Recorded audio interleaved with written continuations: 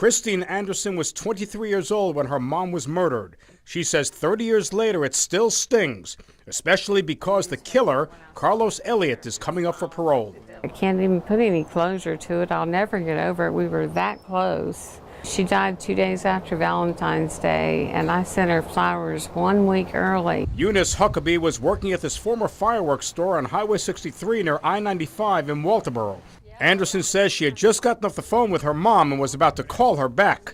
Well, before I could even call her back, the store called, and I still had the phone in my hand, and they said, "Chris, your mom's been stabbed."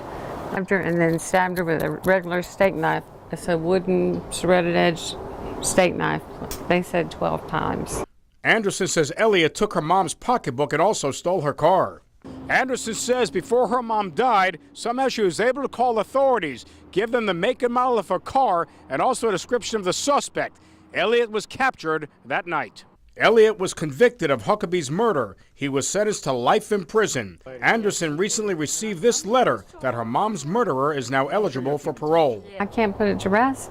I never can. I mean, this is 30 years later, and I'm having to go through the same thing I did 30 years ago. She's getting ready to tell the parole board to vote no for parole. I'm going to say don't let him out. He needs to stay there the rest of his life. I don't want him to do this to anyone else. He's ruined their life. Harv Jacobs, Live 5 News.